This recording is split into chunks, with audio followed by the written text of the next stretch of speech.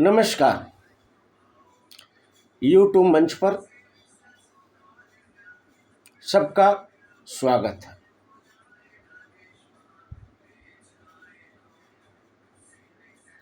अभी फिलहाल बिहार में चुनावी माहौल है।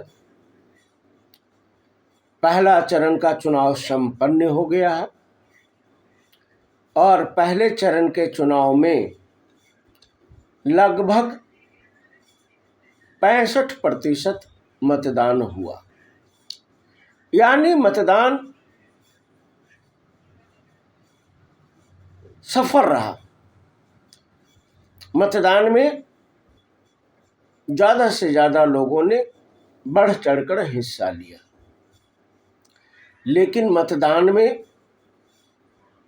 जो लोगों ने हिस्सा लिया वो लोग किसको वोट दिए?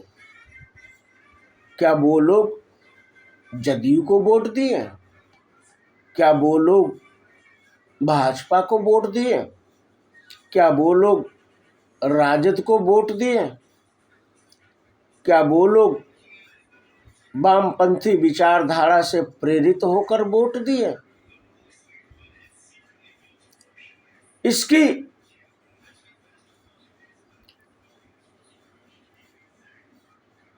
सही सही जानकारी किसी चैनल पर आपको नहीं मिलेगा। पहले चरण में 18 जिला के 121 सीटों पर चुनाव हुआ और जो जिला में चुनाव हुए 18 के 18 जिला बिहार का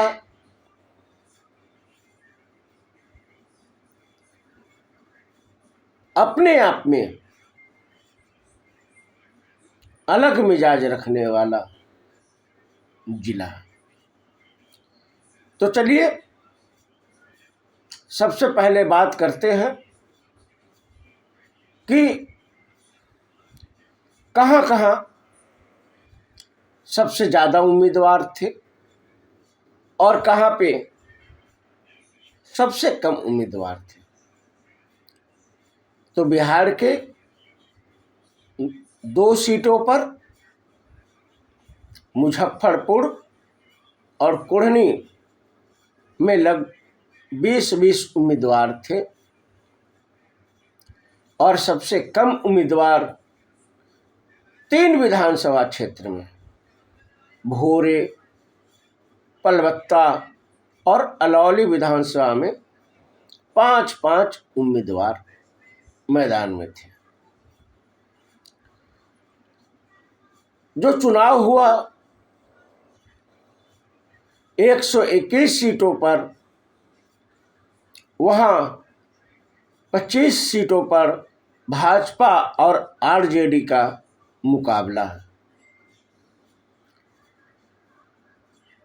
बिहार में 12 ऐसी सीटें हैं जहां भाजपा का मुकाबला सीधा कांग्रेस से और 34 सीटों पर आरजेडी जेडीयू आमने सामने टक्कर दे रही है और 11 सीटों पर कांग्रेस और जदयू में भिड़ंत है। और बाकी बात कर ले चिराग पासवान जी का, तो चिराग पासवान जी के लगभग हर सीटों पर राजद कड़ी टक्कर दे रही है, लेकिन लोकसभा और विधानसभा में आसमान जमीन का अंतर होता है। तो यह तो स्पष्ट है कि बिहार विधानसभा चुनाव में चिराग पासवान जी को 100% स्ट्राइक रेट नहीं मिल रहा। और अब बात कर लेते हैं कि जो 18 जिला में चुनाव है,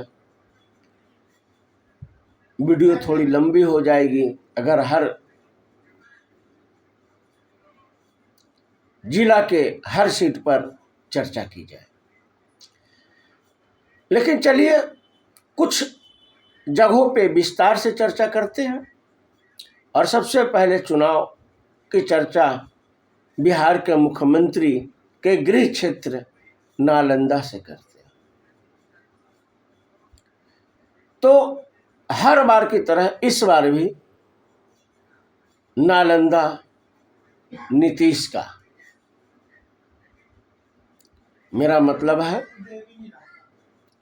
कि नालंदा के लोगों ने नीतीश कुमार पर एक बार भरोसा दिखाया है और अधिकांश सीटों पर एनडीए प्रत्याशी लीड कर रहे हैं। बीच में लग रहा था कि बिहार शरीफ का चुनाव पर कुछ बोलना जल्दबाजी होगी, लेकिन पूरे चुनाव प्रचार के दौरान डॉक्टर सुनील कुमार ने अपनी बढ़त बनाए रखा। चुनाव परिणाम क्या आता है इस पर तो केवल जनता का अधिकार है, लेकिन चुनाव प्रचार में डॉक्टर सुनील कुमार जी ने कोई कोर कसर नहीं छोड़ा। इसके अलावा नालंदा जिला के जो सीट है, चाहे वो नालंदा हो, चाहे वो अस्थामा हो, चाहे वो राजगीर हो, अधिकांश सीटों पर एनडीए नीतीश कुमार और भाजपा लीड कर रही है। तो ये हाल और यह परिणाम नालंदा का एहसास हो रहा। अब बात कर लेते हैं भाजपा की और बात कर लेते हैं पटना की। तो पटना के कई सीटों पर भाजपा को जनसुराज टक्कर दे रही है और उसी एक सीटों में नाम आता है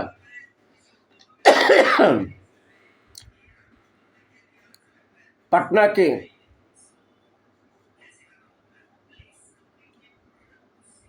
जहां से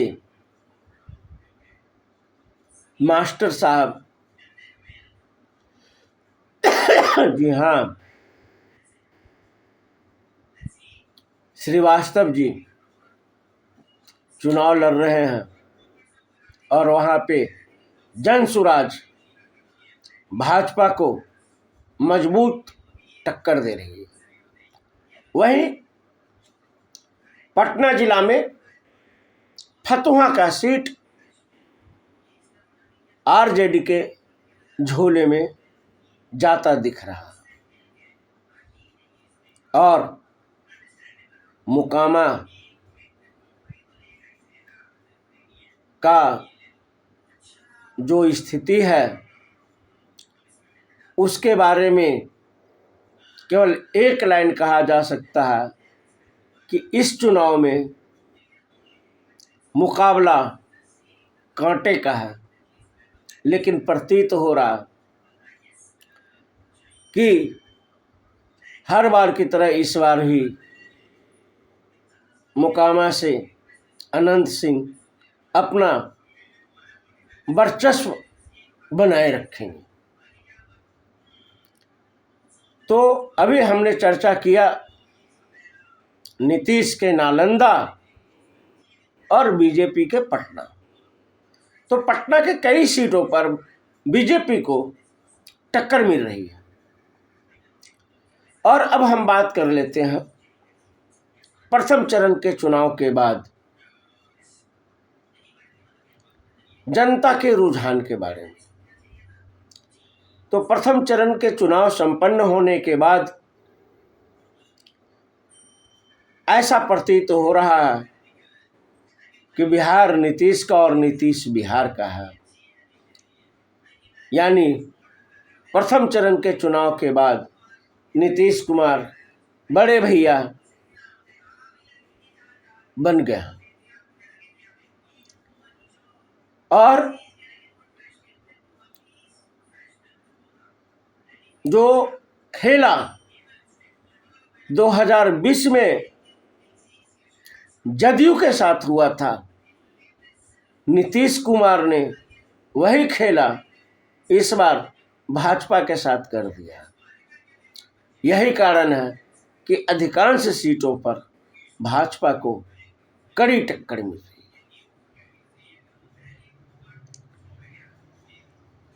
है। जिन 18 जिला में चुनाव हुआ है उस पर एक विस्तृत रिपोर्ट लेकर हम आप लोगों के पास जल्द आएंगे, चाहे वह बेगूसराय हो, चाहे सवर्णों का क्षेत्र भोजपुर हो, बक्सर हो, दरभंगा हो, गोपालगंज हो।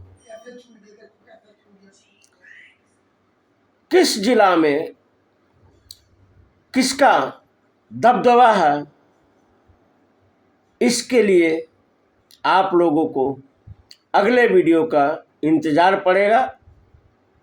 और अगले वीडियो में हम लेके आएंगे कि खगड़िया, लखीसराय, मधेपुरा, मुंगेर, मुजफ्फरपुर में क्या हुआ,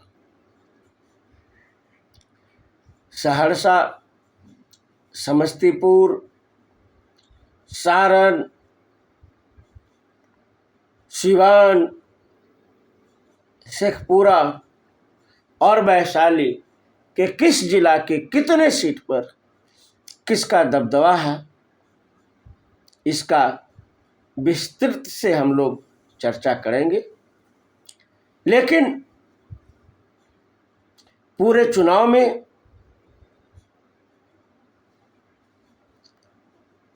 जनसुराज की चर्चा ना हो यह भी अनुचित है।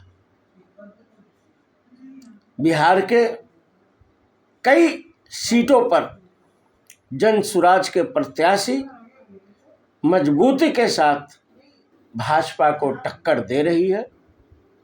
और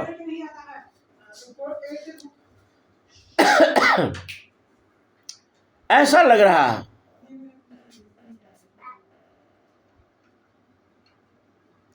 कि प्रशांत कुमार के हाथों में बिहार जा रहा है। तो मैंने अभी अभी बोला कि बिहार में नीतीश कुमार बड़े भैया बने रहेंगे। और मैं फिर अपनी बात पे कायम हूं कि जनसुराज का भी प्रदर्शन प्रशंसनीय रहेगा और भाजपा नुकसान की ओर दिख रही है। लेकिन इसकी अभी समय है, दूसरे चरण में भरपाई किया जा सकता है। और आरजेडी के तेजस्वी जी बहुत मेहनत कर रहे हैं और उनके सहयोगियों का भी भरपूर सहयोग मिल रहा है, चाहे कांग्रेस हो, चाहे वाम दल हो। हर दल अपने प्रत्याशियों को जिताने के लिए जनता के बीच में जा रही है। और यही तो लोकतंत्र की परंपरा की अच्छाई है। हाँ, ये बात जरूर है कि आरजेडी को बहुत ज़्यादा फायदा नहीं हो रहा और उसका सबसे बड़ा कारण है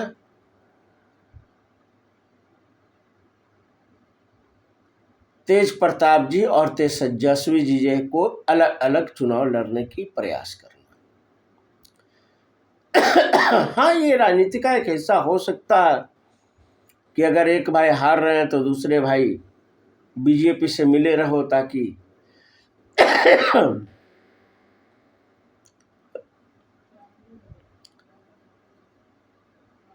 सत्ता का समीकरण बना रहे। लेकिन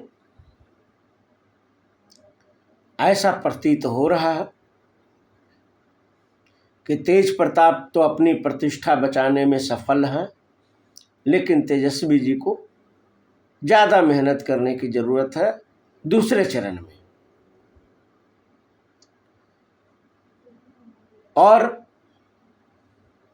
हमने पहले भी चर्चा में कहा था कि कांग्रेस की गलती भाजपा ने दोहरा दी है।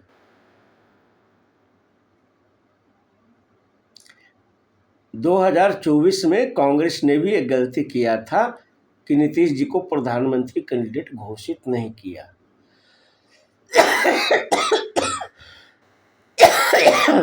और वही गलती बिहार में भाजपा ने दोहरा दी है। नीतीश जी को मुख्यमंत्री की घोषणा